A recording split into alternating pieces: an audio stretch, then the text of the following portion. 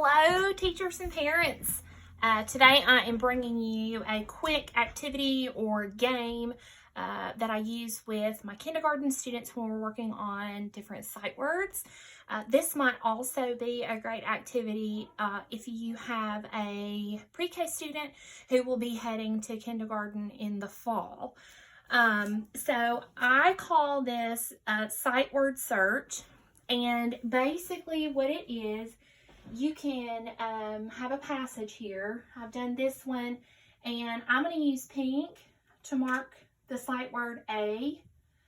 So you're going to have your student look through the passage, and even if they can't read any of the words, we want to review. This is the sight word A, and they're going to circle it every time they find it. So even if you say, let them say A, and you say pet. Tell them to look at this one. My pet is, and let them say A, and then you say dog. So your student would just go through the passage and circle the sight word, and then if you read it back to them, let them say the sight word where it is.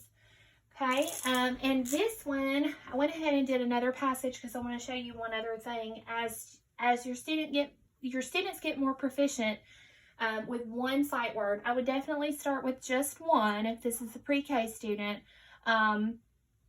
Your students who are in kindergarten currently, since this is the spring of the year, I would do a different color circle for each sight word, and I've only included 2 up here, but I would do a different color. So up here, if we're looking for the, even if your student can't read anything else, review that this is the, they would say the, and you say cat is big. I play with the cat. I like the cat. The cat is nice. Okay. Now, the reason that I put both of these up here, as your students get a little more proficient with the sight words, you can have them, okay, we're going to circle the sight word A in pink. Now go through your passage, and if you see the word the, circle it in blue. So we could do that. Okay. I is also a sight word, so you might have them circle I in green. My is a sight word, so you might have my in purple. My purple's not showing up very well, is it? But that's just a quick activity that you can use to get your students engaged with the text. I know I've had a little bit of feedback from parents that their student loves for them to read aloud to them, but the student is not interested in attempting the text on their own. So this could be a non-threatening way for your students to start engaging with the text, because they're only looking for the same word each time, and that's the only word that they have to be responsible for.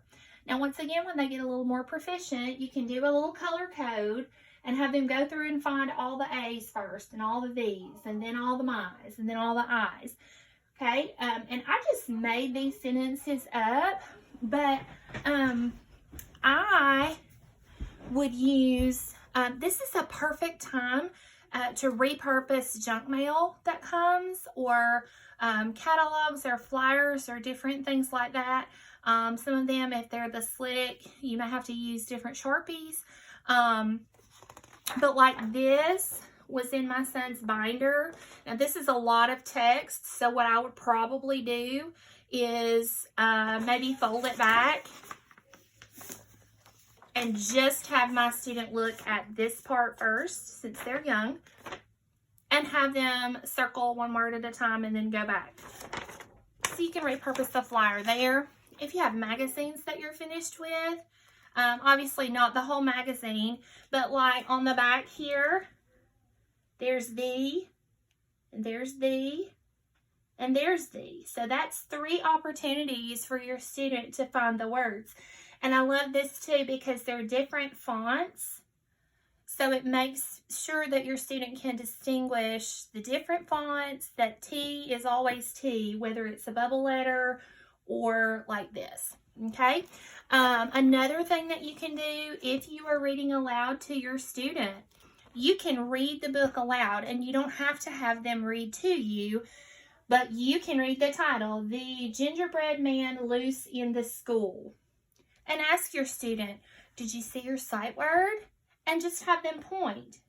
There's the, and there's the. Just let them point it out. We're just trying to get them used to seeing these sight words in text so that it makes meanings, because sometimes that is the interference with the sight words is it's just 3 letters hanging on a board or on a sheet of paper, but it doesn't make any meaning. So if we show them that these sight words are what you need to be able to read stories, a lot of times it will get them a little more excited about it. Okay. I know that we all have our board games and things out right now.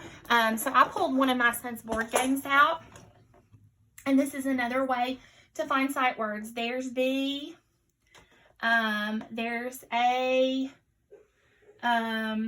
one. Board games are great a lot of times for the word form of the numbers. So that's great practice for your student as well. So those are just some ideas to use things that you have around the house for your students to practice their sight words, and for them to just start recognizing that a sight word, it's not just on an index card for a flashcard or something like that, that those are important because we see them a lot when we get ready to read stories. Okay, so I hope this is helpful. Let me know in the comments if you try this with your student and if it helps, or if you have any other ideas that you use for sight words to review those, please let me know. I hope you have a great day.